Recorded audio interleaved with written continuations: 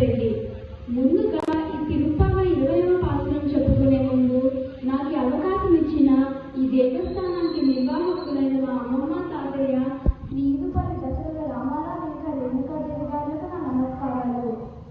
ఈ ధనుర్మాసం 30 రోజులు మన ఓం శ్రీహరి పారాయణ సభ్యులు ప్రతిరోజు ఒక పాత్రం పాడి మనకు వినిపిస్తున్నారు. అందుకని వీళ్ళందరికీ కూడా మనం కృతజ్ఞతలు చెప్పుకోవాలి. కొన్ని ప్రదేశాలలో భగవద్గీతని ఇంకా తిరుప్పావని సమానంగా చూస్తారు. ఎందుకంటే భగవద్గీతలో శ్రీకృష్ణుడు శరణు ఎలా పొందాలి అని చెప్తాడు. కానీ తిరుప్పావలో సాక్షాత్తు లక్ష్మీదేవి గోదాదేవి రూపంలో ఎలా చేయాలి ఇంకా ఎలా కోరుకోవాలి భగవంతుడిని అని మనకు పాసురాల ద్వారా చెబుతుంది. కావున ఇప్పుడు తిరుప్పావలి అంటే ఏంటి, పాసురం అంటే ఏంటి, గోదాదేవి ఎవరు, గోదాదేవి కాత్యాయని వ్రతం శ్రీకృష్ణుడి పొందడానికి చేస్తే మరి మనం ప్రతి భోగి పండుగకు గోదారంగనాథ స్వామి కళ్యాణం ఎందుకు చేస్తాము, ఇదంతా ఒక కథగా చెప్పుకొని తర్వాత మనం పాసురం చెప్పుకుందాం. పూర్వంలో తమిళనాడులో శ్రీవిల్లిపుత్తూరు గ్రామంలో విష్ణుచిత్తుడని భక్తుడు ఉండేవాడు. విష్ణుచిత్తుడు ఒకరోజు పూలవనంలో పూలు తీసేటప్పుడు ఒక చిన్న పాప కనిపించింది.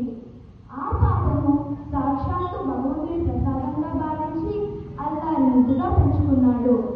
ఆ పాపకు కోదాయ్ అని పేరు పెట్టాడు. తెలుగులో కోదాయ్ అంటే పూలమాల అని అర్థం. కాలక్రమేణంలో ఆ కోదాయ్ అనే పేరు గోదాదేవిగా మారింది. గోదాదేవి చిన్నప్పటి నుంచి శ్రీకృష్ణుడి గురించి వింటూ పాడుతూ పెరిగింది. తనకు యుక్త వయసుకు వచ్చాక ఆ భక్తి ప్రేమగా మారింది. తను ఎటు చూసినా శ్రీకృష్ణుడే కనిపిస్తున్నట్టు, తనకు గోకులంలో ఉన్నట్టు, ఇక తన స్నేహితురాలందరూ గోపికలున్నట్టు భావించేది. పూర్వంలో విష్ణుచిత్తుడు దేవుడి కోసమని పూలమాలను చేసి సమర్పించేవాడు. కానీ గోదాదేవి ఆ పూలమాలను దేవుడికి సమర్పించే ముందే తనని వేసుకొని చూసుకొని మురిసిపోయి మళ్ళీ అక్కడ పెట్టేసేది. ఇది తెలియక విష్ణుచిత్తుడు గోదాదేవి వేసుకున్న మాలలే తను దేవుడికి సమర్పించేవాడు. కానీ ఒకరోజు విష్ణుచిత్తుడు పూలమాలను దేవుడికి సమర్పించేటప్పుడు ఆ పూలమాలలో వెంట్రుకలు కనిపించాయి.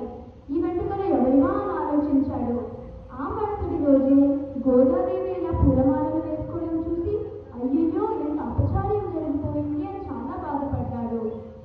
ఆ రోజు రాత్రి శ్రీకృష్ణుడు విష్ణుచిత్తుడి కళలోకి వచ్చి ఇలా గోదాదేవి మాలలు వేసుకోవడం వల్ల నేను బాధపడట్లేదు, ఇంకా ఆనందిస్తున్నాను అని చెప్పాడు. ఈ కళలన్నీ విని గోదాదేవి శ్రీకృష్ణుడి పైన ప్రేమ రోజు రోజుకి ఇంకా పెరిగింది. పూర్వంలో గోపికలందరూ కలిసి కాత్యాయని వ్రతం చేసేవాళ్ళు. ఈ వ్రతాన్ని శ్రీకృష్ణుడిని పొందడానికి గోకులంలో చేసేవాళ్ళు. గోదాదేవి కూడా ఈ వ్రతాన్ని చేద్దాం అనుకుంది. కానీ ఈ వ్రతానికి చాలా కఠినమైన నియమాలు ఇంకా అలంకరణ కూడా చాలా నియమాలు ఉండేవి. ఈ వ్రతం గురించి తన స్నేహితురాలందరికీ వివరాలు చెప్పడానికి ప్రతిరోజు ఒక పాసురం పాడింది. ఈ పాసురాలే మనం తిరుప్పావై పాసురాలు అని అంటాము. ఈ వ్రతం ఒక పూర్తయ్యే సమయానికి వచ్చాక శ్రీకృష్ణుడు విష్ణుచిత్తుడి కళ్ళలోకి మళ్ళీ వచ్చి గోదాదేవి ఎవరో కాదు, సాక్షాత్తు భూదేవి, నువ్వు తనని తీసుకొని శ్రీరంగంకి రా, అక్కడ నేను తనని వివాహం చేసుకుంటాను అని చెప్పాడు.